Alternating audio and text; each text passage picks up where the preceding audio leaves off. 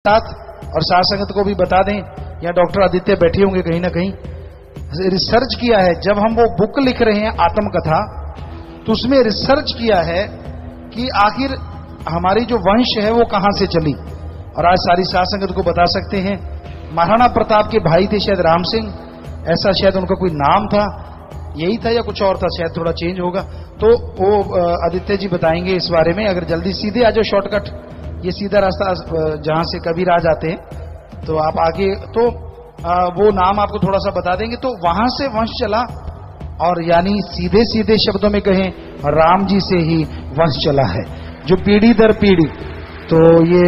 राम जी के समय से छोटे बड़े भाई के रूप में, तो फिर हमें लगता है कोई शक नहीं, सही जगह आए हैं। गुरु रूप में भी इन्होंने जो धारण किया वो भी सही धारण किया है। तो ये, क्योंकि ये रिसर्च का विषय है और इन्होंने पूरी रिसर्च की है डॉक्टर आदित्य ने। उनके जो जैसलमेर साइड में या उस साइड में लिखते हैं जो राजपूतों का जन्म के बारे में, तो वो अब डबल MA है, वो आगे से आगे वो लिखते रहते, तो वहीं से ये सारा वंश चला है। ये उन्होंने यहाँ आके भी शायद रूबरू में भी बताया था कि भाई मुझे वैसे ही हमारे को देख के बोले कि ये तो पता नहीं कौन से राजपूत हैं, ये बताएंगे आपको कि वो सिर्फ राम जी से ही वंश चला हुआ है। जी पिताजी, धन धन सदगुरु तेरे आसरा। पिताजी माफी चाहता हूँ, एक आध नाम मुझे यादाश्त में से निकल गया पिताजी, लेकिन आप जी की रहमत से जब ये रिसर्च करनी शुरू की तो वही बात थी पिताजी, जैसे आप जी रूहानियत की मिसाल बताते हो कि जैसे नदी में से एक मछली ने सुई निकाल के दे दी थी पिताजी, हमारे बस की कोई बात नहीं थी, और आप जी करण ग्रावन हारो, और वो जो कड़ियां हैं इस तरह से जुड़ती चली गई कि अब इतिहासकार भी उसको मान चुके हैं कि उसको रिफ्यूट नहीं किया जा सकता। पिताजी, महाराणा प्रताप ने अपने समय में, महाराणा प्रताप सिसोदिया वंश से थे, राजपूतों के सिसोदिया वंश से, जो कि सूर्य वंशियों में सर्वश्रेष्ठ, और उनको हिंदुआ सूरज कहा जाता है क्योंकि वो श्री राम का वंश है। तो सिसोदिया वंश को हिंदुआ सूरज कहा गया है, और राजपूतों में भी सबसे सर्वश्रेष्ठ माना जाता था, और इनको क्षत्रिय ही नहीं, इनको ब्रह्म क्षत्रिय कहा जाता था, क्योंकि इनको क्षत्रिय होने के साथ साथ ब्रह्म ज्ञान भी था और सब भक्ति वाले थे। और महाराणा प्रताप भी बहुत भक्ति करते थे। और जो इनकी जो वंश, जब ये गद्दी शुरू हुई इस परिवार में, तो बप्पा रावल नाम के जो इनके पूर्वज थे, उनको भी हरित ऋषि नाम के ऋषि थे जिन्होंने इनकी भक्ति और इनकी सेवा से प्रसन्न होकर इनको गद्दी दी। क्योंकि जब महाभारत काल आया तो उस टाइम सूर्यवंशी थोड़े से उनके राज्य छोटे हो गए थे, क्योंकि वो चंद्रवंशियों का युग था। उसके बाद से जब सूर्यवंशियों की वापसी हुई तो बप्पा रावल नाम के जो इनके पूर्वज थे वो बहुत मशहूर हैं। और सबसे पहले सिसोदिया वंश के मशहूर इतिहासकार, जो कि खुद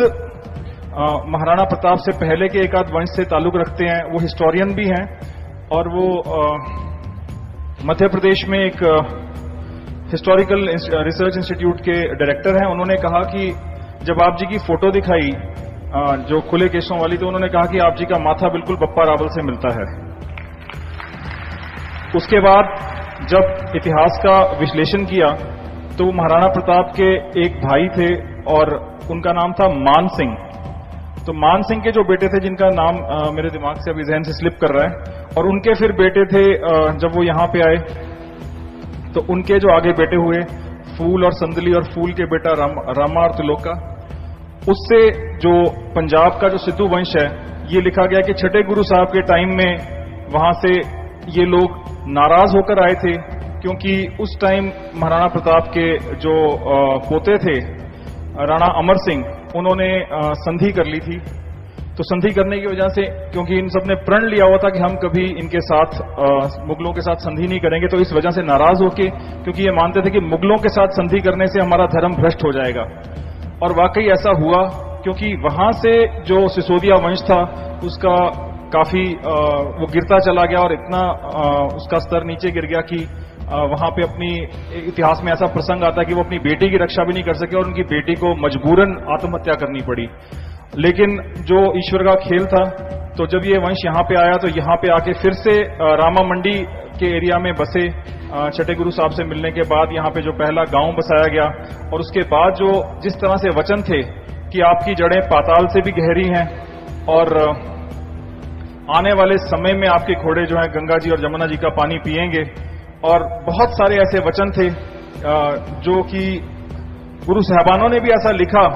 कि हम आपके घर का देन नहीं दे सकते। ये बहुत बड़ी बात है अगर इसको कोई सोचे, क्योंकि ये हुक्मनामे आज भी पड़े हुए हैं कि गुरु साहबानों ने ये लिखा कि हम आपके खानदान का देन नहीं दे सकते, क्योंकि ये जाहिर सी बात है कि गुरु साहबानों को भी एहसास था कि इस वंश में आप जी आने वाले हो। जी, तो बात ये है कि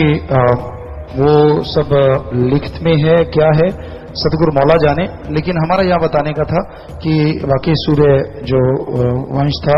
वो श्री राम जी से चला और वहीं से ये पीढ़ी दर पीढ़ी आगे चलते चले आए।